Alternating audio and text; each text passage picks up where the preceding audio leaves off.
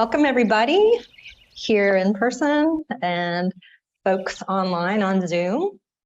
We're happy to have you here with us today for this Lunchbox talk at the North Carolina Botanical Garden. And I'm Joanna Lalikas, the Director of Education here at the Garden, and I have David Michaud with us today. He's supporting moderation online in the back of the room, and grateful to have his assistance in all of this, making this hybrid program possible. So I'd like to take a moment to thank Tom Keenan for his support at the Longleaf level of our fall Lunchbox Talk events as an event host for the Lunchbox Talks. We're grateful for these contributions that support planning, accessibility, and reach of our programs. Now on to introductions. So Greg Price has more than 30 years of experience providing environmental consulting services on projects throughout North Carolina. Over 2/3 of this experience was gained as a state employee in North Carolina with various state agencies, and about 1/3 as a private environmental consultant. He has specific expertise in so many areas. I'll list a few: preparing and reviewing a variety of environmental documents, preparing water quality permit applications, performing water quality and stream biological monitoring, performing a variety of natural resource investigations, and so much more. He also has 20 years of experience teaching at the college level, including general biology, environmental science, botany, natural resource assessment, and ecology. Greg received both his Master of Science and Bachelor of Arts degrees in biology from Appalachian State University. And he's currently the Environmental Program Supervisor at the NCDOT Division in Fayetteville, North Carolina. He's a licensed professional wetlands scientist and is currently enrolled in our Native Plant Studies Certificate program at the North Carolina Botanical Garden, and he graduates from that this Sunday. So this is a presentation on his report from his independent study project that is part of the criteria for completion of that program. So it's my honor to present to you Greg Price. Please join me in welcoming him. Thank you, Joanna, for that introduction. And also, thank you guys for coming in person and also virtually. I really do appreciate that. And I hope you guys will enjoy it. I'm going to, whether or not you are or not. So anyway, I'm gonna go ahead and proceed with my presentation. As Joanna indicated, my study is on the natural communities of Camp Agape. And what I'm gonna talk about is just a brief introduction, the methodology, and I'm gonna spend most of my time on the results of natural communities. And then hopefully we'll have a discussion on some of the discussion topics I've got lined up. All right, briefly, I'm gonna talk about the study area. It's in the Piedmont physiographic region. Camp Agape is approximately 3 miles upstream of Raven Rock State Park. It's located, the area is located on Cape Fear River, and Parker's Creek also bisects the study area. The elevations range approximately from 140 to 390 feet above mean sea level. And geologically, the study area is located within the Raleigh Belt region, which is predominantly made up of schist, gneiss, and granite. And then the soil series is Cecil, Lillington, Louisa, and Pacolet. Those are along the slopes, and then the Chewacla, Congaree are on the floodplain. And I'm just going to try to enlarge this so you can see it a little better. The outline in red is my study area. I initially was going to do the entire parcel, which is outlined in purple. However, that area above Parker's Creek, which is pretty much at the north end of the study area, everything was logged fairly recently. So I decided, as I got into my study, I thought, well, those areas too disturbed north of Parker's Creek. So I decided to cancel that, and I just decided to do the area south of Parker's Creek. And anyway, that's where the Agape Center for Education, that's where they do their studies of their programs anyways, everything south of Parker's Creek. So it worked out.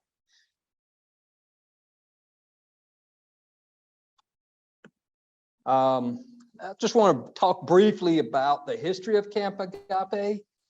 The Synod of the Lutheran Church had its inception of the campgrounds for the Lutheran churches for North Carolina in 1963. In 1967, they started purchasing land for Camp Agape. That was one of the 4 locations chosen throughout the state.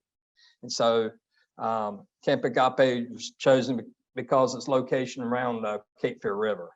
Camp Agape officially opened in 1974. And then in 1998, the Agape Center for Environmental Education was established, and I actually helped, I think it was 1998 or 1999. I was one of the first volunteers to help out with the programs there. So I was working toward my North Carolina Environmental Ed certification. And so that was one of the first places I had the opportunity to work. So I've known the staff at ACE Ed for a long time now. ACE Ed does a great job of providing school programs for K through 8th grade. If you have kids in the elementary or in that age group, I recommend having the teachers try to take some courses there, or take a class there. It's worthwhile. And then lastly, if you are working on your North Carolina Environmental Ed certification, Camp Agape is one of your environmental ed centers that you can take courses from, like Project WET, Project Learning Tree, and other courses. This is just a map of Camp Agape and the Agape Center for Environmental Education. It's the main building. I don't know if you can see my cursor or not. It's kind of located centrally in the project area. Very nice facility, by the way. But they've got quite a few facilities on the premises. Plus, they've got at least 16 trails that you can go on. Now, I want to real quickly go over my methodology. Took a lot of work. I enjoyed it, though. I thoroughly enjoyed it. I spent many weekends visiting the park, usually 4 to 5 hours a pop, Saturdays and Sundays. I spent 22 site visits on the property from March 2019 to June, this past June of 2022. So a lot of work. I think it's probably close to 100 hours of just field work. So I put a lot of time into it. While I was visiting the park, what I would do is I would list the dominant species along each trail. And then speaking of trails, I had to GPS each trail with a personal unit. There's a Garmin unit that I bought, because the trail map I just showed you, it was not geo-referenced. So I had to somehow reference the trails with the plant community. So that took a lot of extra time there, which again, I didn't mind that, but I had to do that so that it could be as accurate as possible. So I did take a lot of pictures of the specimens. Unfortunately, I had an iPhone, it's an older model, 6, and most of my photos were on the 6. And so when that phone was starting to act up, I had to get an updated phone. And unfortunately, a lot of those photos did not get transferred properly. I think they're lost in the cloud somewhere. So they're gone. So a lot of the photos I have in the presentation are not my own. Some of them are, but unfortunately, the ones I had most of them are gone. So, but what I did after I finished up all my field work, the fun part started is I had to start compiling all my field notes, everything, and looking at the Shapely weekly documentation, the 3rd approximation of the natural communities in North Carolina, and also the 4th approximation done. That's by Shapely, just to see how closely they matched. So that took a little time doing that. And then what my conclusion came up with was finding 9 natural communities in a 394-acre site. That's pretty significant just for a small area, finding 9. Now, in you know, recently, I think from an abstract, I had 7 plant communities. If you might have read that, but I actually found one floodplain pool that was like back in June, this past June. I wanted to include it because it was a very nice community. Excuse me. And also I was talking with Michael Shafley about somehow maybe breaking up the alluvial forest to another type. And he helped me decide, yes, that's probably a Piedmont Bottomland forest. So that was the other community. So I had 9 communities altogether. Yes. I'm sorry. They were. I mean, now NHP, Natural Heritage Program, did a study back in 2005. It was published in 2007. They did the study along the floodplain and also the Mesic Mixed Hardwood Forest community, which those are the communities that were very significant. The other communities, such as the Dry-Mesic and the Dry Oak-Hickory Forest, those are not listed in that study because they weren't as nice of communities. They're there, but they're just not up to par as these other communities. So, but that floodplain pool, that was just the only one I found. So I'm sure there might be others there, but yeah, so a lot of these were some that I came across and I had to GPS it and stuff, and you'll see them on the maps. So great question. Any other questions? Okay. Well, again, my final result is the 9 communities. I'll go into these more detail. The first 6 communities are within the floodplain of either Cape Fear River and or Parker's Creek area. So the 6 will be low elevation, very, you know, lots of water, you know, wet areas. And then the last 3 are going to be your upland slope communities. So, so I'm going to start in the floodplain. Okay, this map, this figure, I came up with this. This is probably, if I have to say, one slide to present my entire study, this is it. It's you know, you just see a bunch of pretty colors and everything, but this is basically the culmination of my project. I mapped out, my objective was to map out natural communities in the study area. So I was able to, if you see the legend, all the solid colors are your larger communities. Oops. Your solid colors are your larger communities, and your legends with the printed or the design on them, those are your smaller communities. And I had to GPS all of those so I can even get them on the map. So, so a lot of GPSing going on. So anyway, I've got 9 communities crammed into that map. So that's really my culmination of my study. Also, I wanted to show you guys aerially, just to see what it looks like on top on the aerial. So you can see, in fact, if you look outside of the study area, you've got these pines that look fairly young. Well, inside the study area, they're not like that. There's just a lot more hardwoods. So it's, you know, so they've pretty much, for the most part, have kept the study area as undisturbed as possible. And we'll get into more on that, except for the 2 upper communities, but we'll talk more about that. And my next map I want to talk about is I wanted to overlay with contour lines, because, you know, after I got the data collected and everything, I had looked at my notes for the trails that I worked on, and I kind of, you know, determined what communities they were located. Then I had to look at how it matched the contour lines and so forth. So I had to very painstakingly kind of trace around in GIS, ArcMap software, trace around the contour lines and so forth to try to, you know, accurately as possible depict the each community boundary. So that was painstaking. And I know some of you guys in the audience know all about that.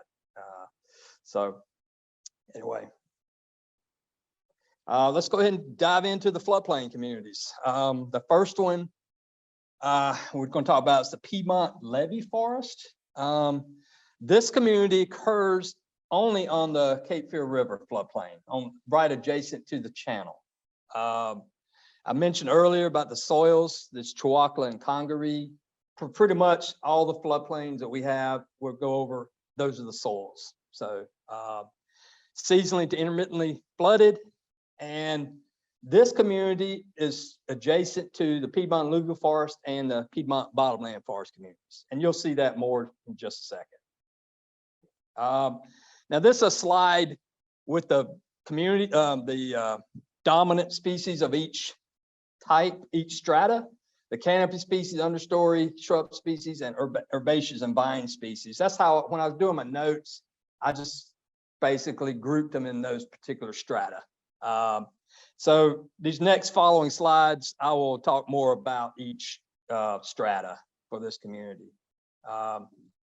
For the canopy species, you had, if you can see my cursor here, you got your hackberry, or I call it sugarberry or hackberry.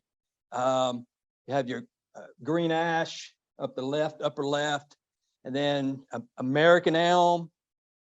And then to the far right, you have your river birch, and then your sycamores at the bottom right. Looks like, you know, the leaves showing there, that's the black walnut leaves, but the bark is sycamore. So going over the understory species, we had ironwood, that was very common. Southern sugar maple, American holly, and then all throughout the levee was lots of pawpaw. I don't know if some of you guys have ever eaten pawpaw. It's the fruit's just wonderful. It's like a banana type. It's, you know, it's a tropical plant. You know, it's in the tropical plant family, but really neat. I saw a lot of pawpaw blooms. I did not see any fruit, but I'm sure they were there. I just probably missed it. So I didn't harvest any because it's not my property. So I was very respectful. Some of the shrub species that was encountered on the left is the blooms for northern spice bush. That was very prevalent. The top left is Chinese privet, which is unfortunate. That's an invasive that's pretty much wreaked havoc all over the southeast. It's taken over a lot of your floodplain communities. It's hard to get rid of. So they do have, you know, unfortunate, some Chinese privet. Some giant cane was, you know, pretty common along the levee forest. And then on the right is the fruit of the northern spice bush, one of my favorite plants. And the last strata, well, no, we got one more strata. The herbaceous species that we saw in the levee forest was river oak on the left. And then Virginia wild rye, that was fairly common. And then another unfortunate invasive is Japanese stiltgrass or Microstegium. That was also prevalent in the community. And the last strata we'll talk about for this community is the vine community. Catbrier or greenbrier, that's the round leaf one, the common greenbrier. Then top left, your poison ivy, very common. Virginia creeper, and then wild grape, or in this case, a muscadine. There's probably other wild grapes there. I don't have the expertise to key them out without the fruit and so forth. So I did not. I did see muscadine though. And let me just go over the location on the map. This is your floodplain of the Cape Fear River. This thin magenta color that parallels the stream channel, that is your Piedmont Levee Forest. It's probably 30 feet wide, 30 to 40 feet wide. Oops. And so that's the location. It's a depositional feature basically along the Cape Fear River. And so, well, next community is adjacent. Oops, yeah. Next community is adjacent to the levee forest, and it's the Piedmont Alluvial Forest. The Piedmont Alluvial Forest is very similar in species composition to the levee forest. Alluvial forests typically develop in areas where you don't have a lot of land or fluvial land marks. It's mostly relatively flat. You don't have terracing as you do in larger systems. So, but we did have, alluvial forest in the Cape Fear River, and we had it on Parker's Creek as well. Both of them are well developed. So again, floodplain soils, the Congaree and Chewacla, seasonally to intermittently flooded like the levee forest. And as already mentioned, these are adjacent to the levee forest, and also the Beaver impoundment, the semi-permanent impoundment, and the Mesic hardwood forest communities. Again, fairly diverse in composition. I will go over the main ones in the next slides, but yeah, Piedmont Alluvial Forest is fairly diverse, very diverse. We'll just go over, this slide here is not one of my slides, but it does match what I saw out there. This is your classic Piedmont Alluvial Forest. You see in the background there, lots of sycamore. There's some red maple back there. There's some river birch I see way back in there. This is very classic Piedmont Alluvial Forest. Flat, not much terracing going on. No bottomland hardwood forest terrace or anything like that. So let's go over the understory trees. I kind of mentioned the canopy in that first slide. Very similar species as the levee forest. We had pawpaw on the left, American holly. That was fairly common. One plant that I thought was cool was the umbrella tree. Those are not that common in that area. Usually they're more basic soils, but in this case, they do have a pretty nice stand of them. So I was glad to find some, and that was mentioned in the Natural Heritage Program back in 2007. So, but yeah, I was able to get some photos of them. We have ironwood like the levee forest, and you do have the southern sugar maple like you found in the levee forest. So very similar composition to the levee forest. Some of the shrub species that we picked up, or I picked up, was on the left along the stream bank channels was a plant called yellow root. If you ever pull up the plant and at the roots, even the stem, yellow. I mean, it's a medicinal, excuse me, a pretty cool medicinal plant as well. And then on the next to it, spice bush, and then hearts of busting, or strawberry bush is another common name for it. And then to the right of it is your silky dogwood. And then unfortunately, we did have some privet, Chinese privet. And then of course, that's the spice bush blooms on that side. So those are your typical shrub species. And then your herbaceous species. I didn't have enough slides to even, it would take too long to even include all the ones found, but these are the very common ones we found. Southern lady fern, mayapple, foam flower, violets, of most of the common violet, but we had other species found too. And then spring beauty, those are all scattered throughout. A lot of these flowers are what we call ephemeral flowers, wildflowers. They only bloom, they bloom early March before the leaf out starts. So if you, and they're really pretty. I mean, I'm gonna show you some more shortly, but if you want to try to get a good display of these flowers, you need to go late February, early March to capture them, because once they bloom, leaf out starts for the canopy trees, and it's, you're not going to ever see the flowers again. So, so I had to make sure I could go in late February, early March, to see these.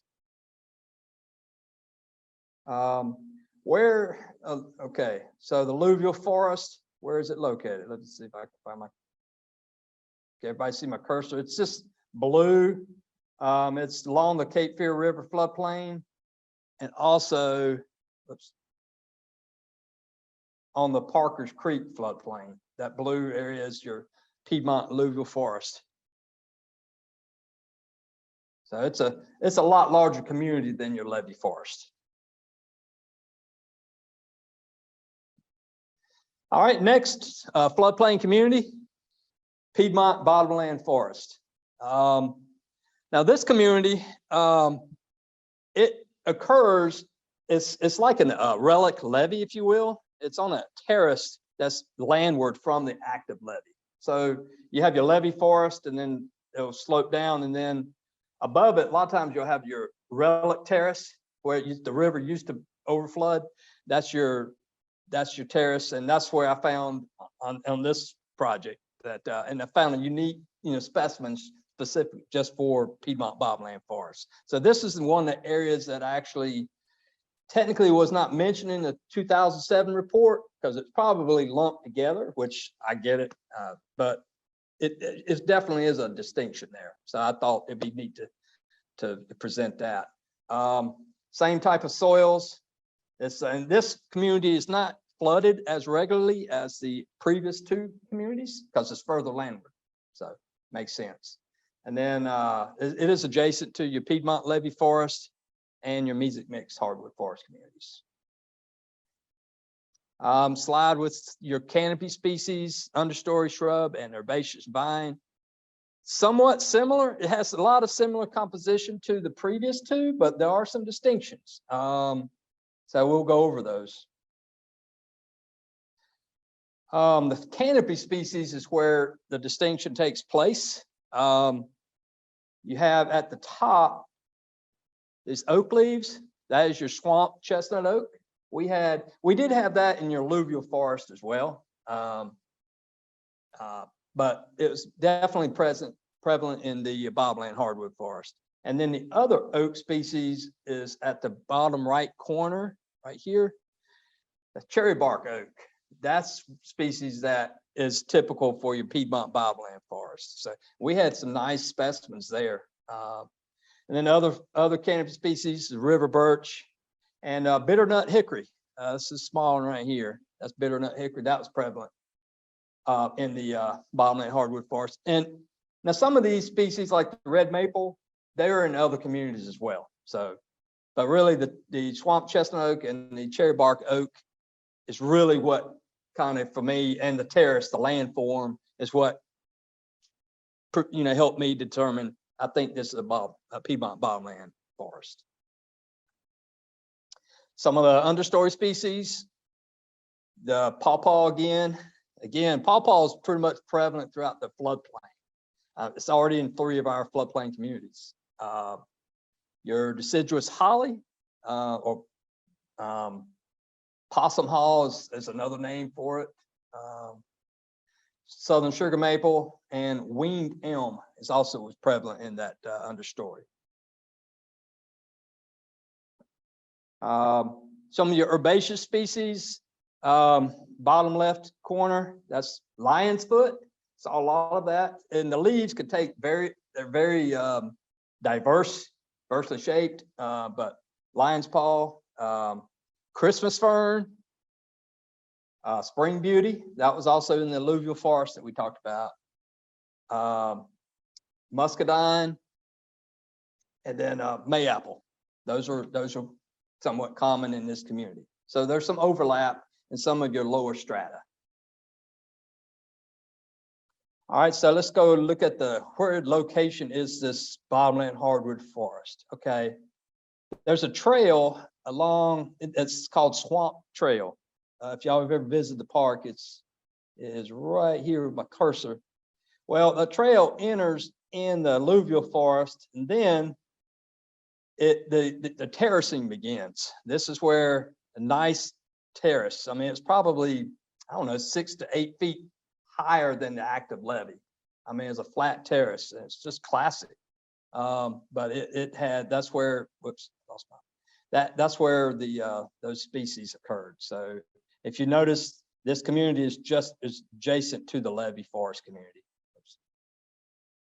And then on the landward side, it's adjacent to the Mesic Mixed Hardwood Forest. So, all right.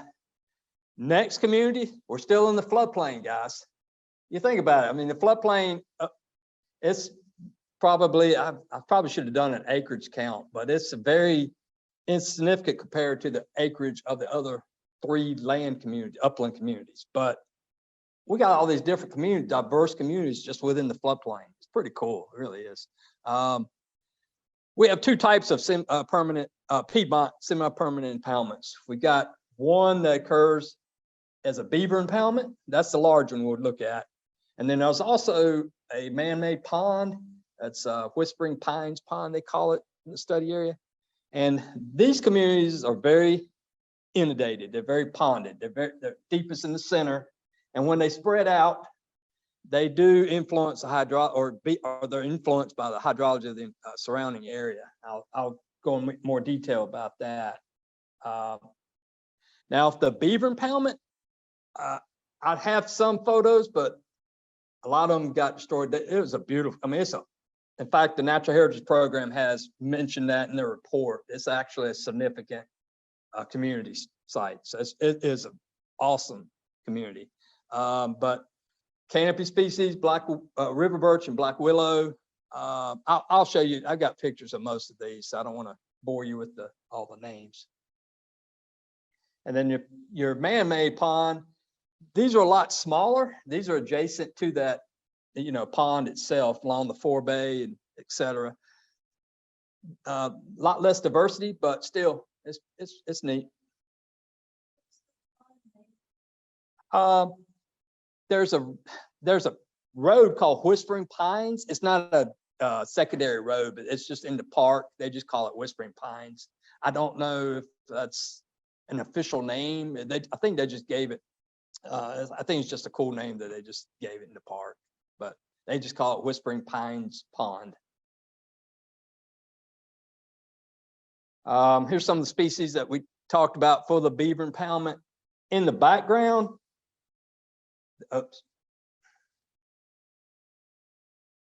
you can see the hibiscus, the crimson-eyed hibiscus, or another name is rose mallow, or some people say marshmallow. That was prevalent throughout. Really nice to see.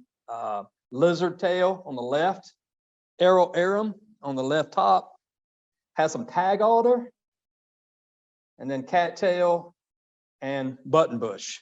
These are all common in the beaver pond. And let me show you the location. If everybody could see in the floodplain it's basically embedded in the Piedmont Alluvial Forest. You see this pattern community. That is your beaver impoundment.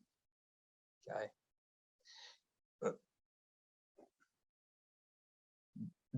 That pond, beaver pond, is expanding because when I was out there, I noticed it's very sensitive here, guys, sorry. But as you travel the swamp trail, that beaver pond is influencing that alluvial forest community. It's a lot wetter than it typically is. It's because of beaver activity. And I did notice a small dam that's starting to build right before. It's a linear channel. This pond, this beaver pond was, it used to be a relic channel there, and the beavers have come in and done their business, and they've created their own community. But it's been there for a good while. I mean, it's been established there for probably 20, 30 years. So, but anyway, it is expanding. So there's some boardwalks you can go to it. Some folks have put on, and you can actually walk to it. But it's very swampy. I mean, it's have your waders on if you can. So the other types of the pond, let me show you this. I'm gonna try to blow it up a little bit. Along the Whispering Pond or Whispering Pine Pond, there's one here with my hand, if you can see that, and then here's another one right there. Those are also 2 small Piedmont semi-permanent impoundments. 2 more for the floodplain community, guys, and then we'll be going up to the uplands. But low elevation seep, okay? Low elevation seeps are essentially they're springs and seeps that occur on the base of the slope, and also on the they occur in the floodplain. And so I was told that they don't ever occur in floodplains. They do. Seeps do occur in floodplains. But anyway, mostly they're very small and they're permanently saturated. And they do provide great breeding sites for amphibians. Some of those amphibians are like red salamander, mud salamander, four-toed salamanders, spring peepers, etc. And we found, I keep saying I found two types, the floodplain typic subtype and the typic subtype. So I'll go over each of those. The floodplain subtype has more shrubs involved. It has your, one cool plant was the chokeberry, the red chokeberry. That's a pretty plant. I'll show you some photos of it. But it had viburnum. Of course, the other subtype as well. So these are very similarly composed as far as vegetation, but there are some subtle differences. And hopefully, I can explain that. Again, this is the typic subtype. Pretty much same species, but less shrubs diversity for the low elevation type of the typic subtype. This is actually, this is one of my photos. This is one of the seeps. There are 3 low elevation seeps in the floodplain of Parker's Creek. Here's one of them. So they're fairly long. I mean, one of them pretty much went from the base of slope all the way down to the Cape Fear River. I mean, it went pretty much traversed across the floodplain. So it was a pretty significant one. Now that one is mentioned in the that Natural Heritage Program report. So, so this is one of the floodplain types. The typical ones I'll show you on the map. They're much smaller. They're not as large as the floodplain subtypes. Some of the common species found in both: lizard tail, netted chain fern. The smaller one here is your red chokeberry. That's what I found in the floodplain subtype. And then the common names, I get messed up. Some people call it wild raisin. Others call it some type of possum haw. I always call it viburnum nudum. I always go by the scientific names. So it's just a habit of mine. But this is viburnum nudum, but some folks refer to it as wild raisin. So, and then at the top right, Jack in the Pulpit. Those are very prevalent. That's a really cool plant. I'm sure most of you've seen that. And then at the bottom right corner is your royal fern. Those are prevalent throughout. The royal fern was more common in the typic subtype of your low elevation seep. And so let me enlarge this map and I'll show you where they're located. There we go. Okay. In the floodplain of Parker's Creek, I don't know if everybody can see these little figures where they're striped. There's one. Here's another one here. And then I'm at the top right corner, and here's another one here. Those are your floodplain subtypes for your low elevation seeps. Those are your floodplain subtypes. And then the other ones, the typic ones, are along the base of the slope. I've got my hand on one here. Whoops. Right there, there's one. They're kind of scattered throughout. There's one there. There's one at the beginning of the draining into the pond. Let's see, I cannot see my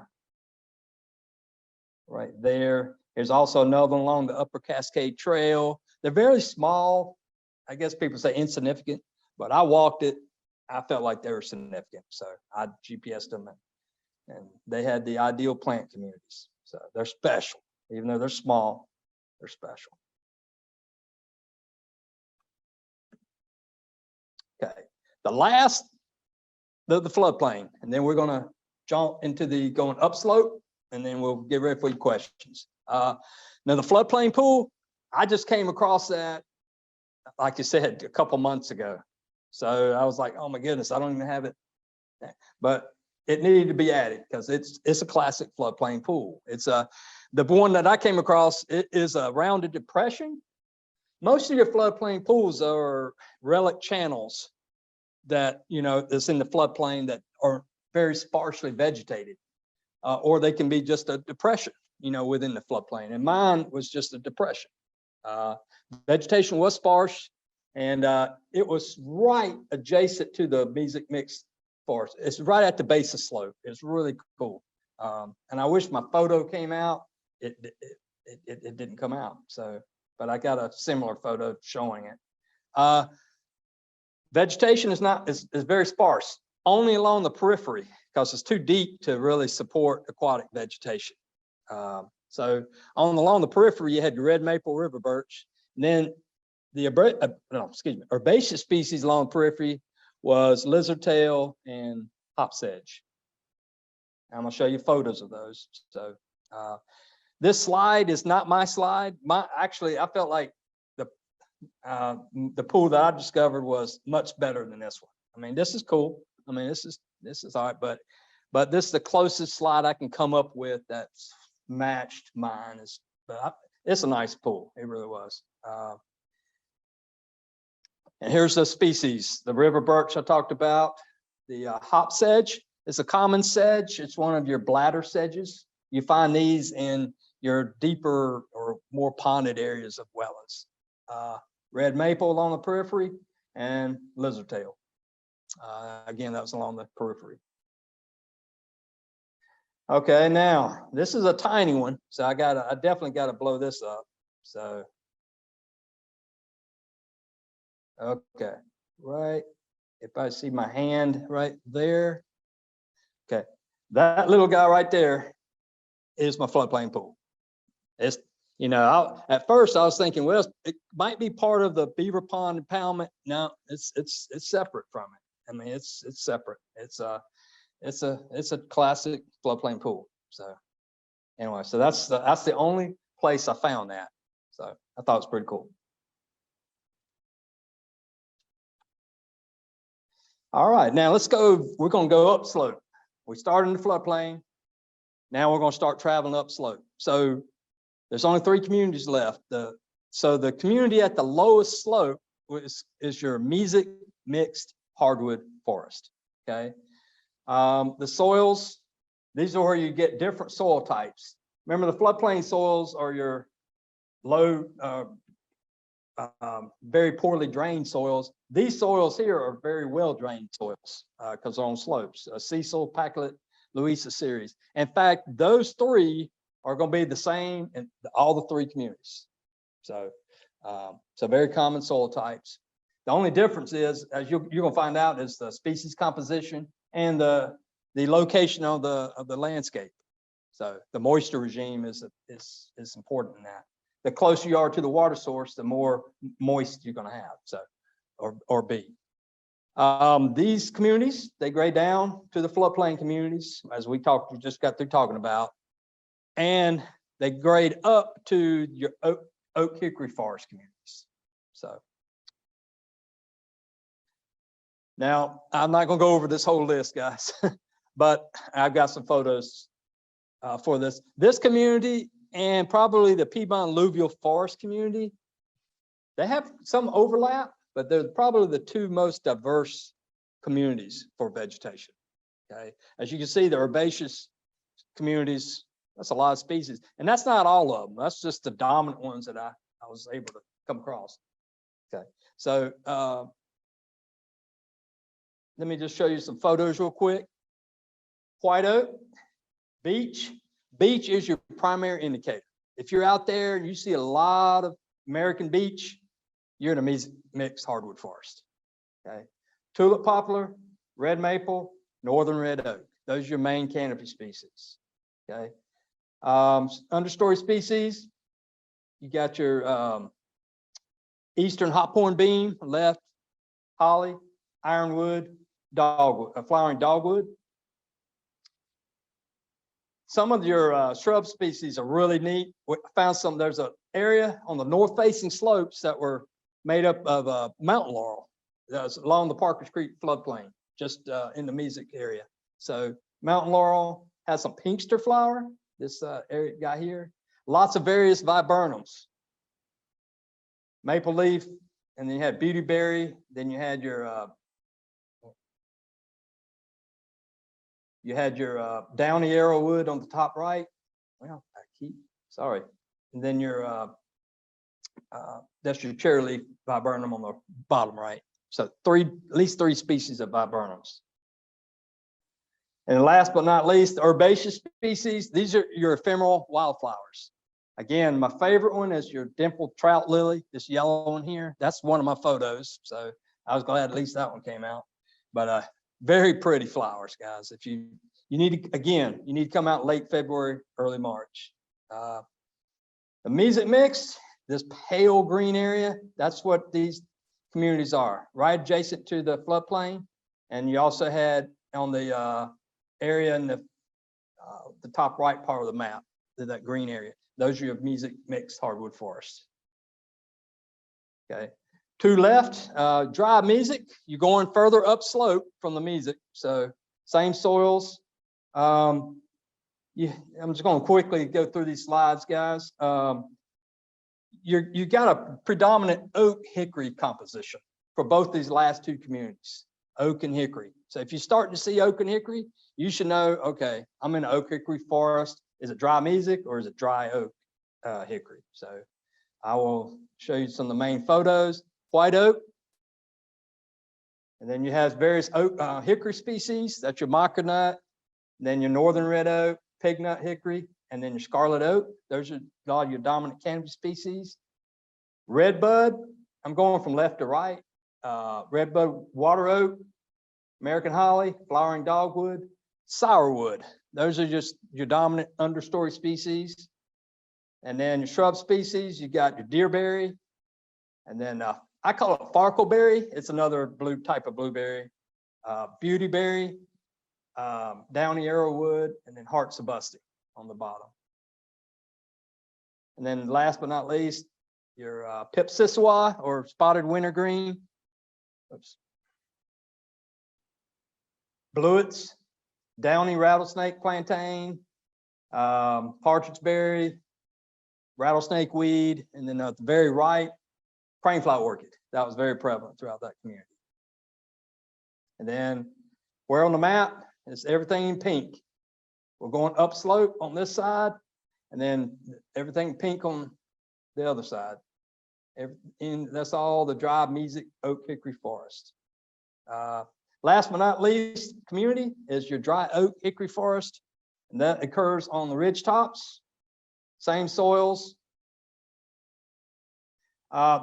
Very similar species as the Dry Mesic Oak-Hickory Forest. The drier oaks, though, post oak on the left, that's a good indicator. Post oak, and then you have your pignut hickory, micronut hickories. You have your rock chestnut oak, southern red oak, and your blackjack oak. Those are all drier oaks. These are what you specifically would see in the Dry Oak-Hickory Forest.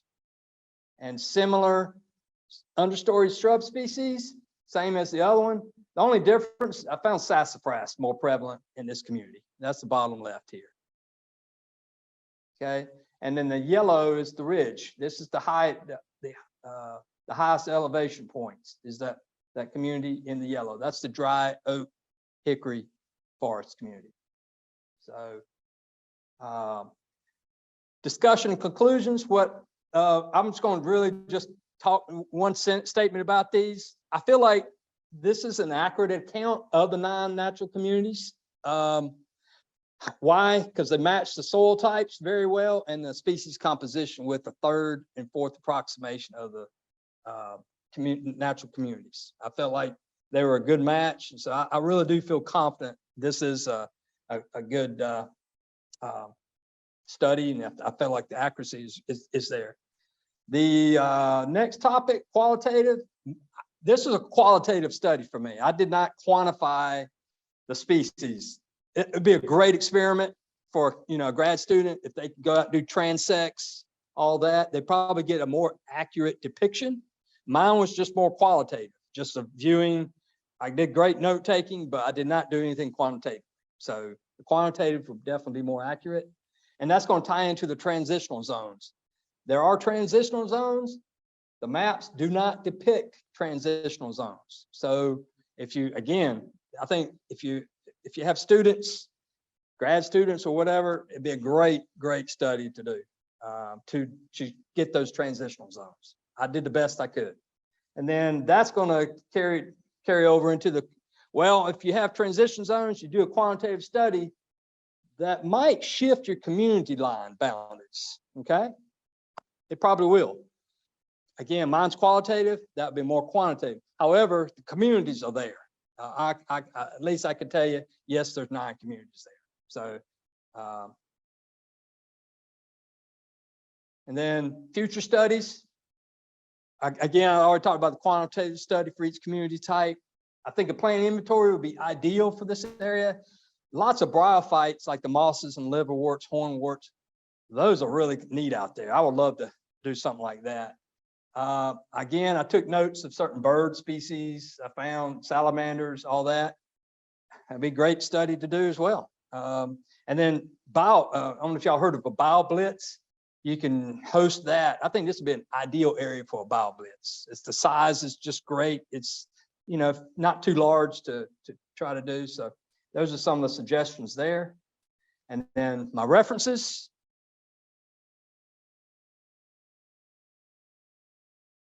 Well, there we go. Those are my references. Oops.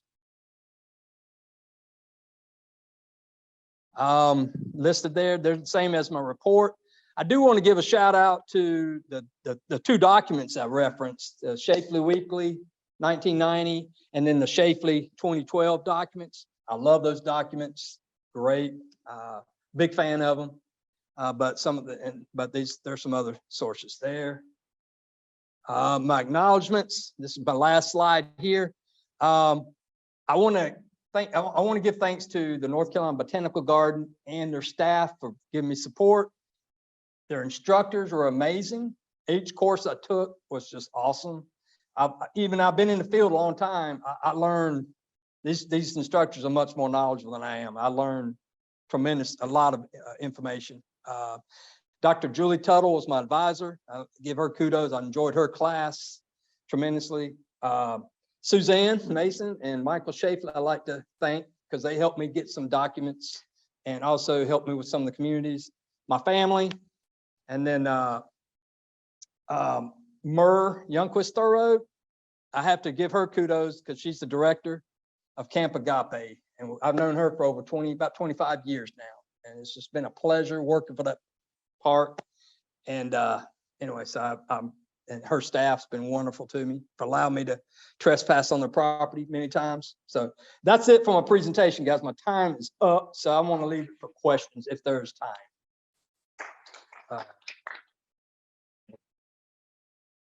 Well, thank you, Greg, and that was wonderful. Appreciate it. Yeah, so we do have some time for questions, so I can walk around the audience here with a microphone, and also we may have a question or so for you online. Greg, David, do you have a question online? I have one comment before a question. This is from Greg's daughter saying, great presentation, proud of you. Thank you, Mara. Love you, sweetie. And from the audience, you said you were told seeps don't occur in floodplains, but you found them there. Oh, well, it's a long story. A group of folks think that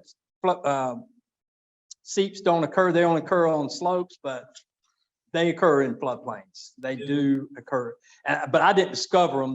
That's just a known fact that there's an argument there that no, seeps can only occur on slopes. They don't originate in floodplains, and I see them all the time in floodplains. So, you know, in fact, the Natural Heritage Program communities, they're communities of the elevation seeps. There's a floodplain subtype world I described. So that's why, and I get kind of irritated when they say they can't occur in floodplains. They do, and so that was my statement there. It's just a pet peeve of mine that I've talked about. And a question from your advisor, Dr. Julie Tuttle, saying, excellent project. This is an important area and great to have this kind of natural community in mapping. We need more of this. Are there any plans to integrate this work into the programming at Camp Agape? I hope to integrate, it's my hope that when I do make the decision to retire, I want to continue it. Yes, I want to do, I would love to have some grad students come out and help with the quantitative studies. I would love to have maybe do my personal interest. I want to do the bryophyte inventory and the graminoids, because those 2 classes I took for this program really got me excited to learn more about those. I really want to dive into that. So yes, I'm always open to more studies like that. I would love to integrate it as much as possible. Okay. I think that's all the questions we have here and online. Greg, thank you so much for being here with us today. We really appreciate it. And Greg will be receiving an advanced certificate in native plants of high honors this weekend. So congratulations. Thank you. Thank you very much. Have a great afternoon, everybody. And I posted a link. We have his full report posted online. You can find that in the email that will follow, and we'll post it on the YouTube site for this. And also, if you're interested, folks here or online in the certificate program, there's a link in the chat for that, and we'll send it out in a follow-up email to everybody. So thank you very much, and thanks so much, Greg. Great job. And thank you to Julie Tuttle, Dr. Julie Tuttle, for serving as an advisor.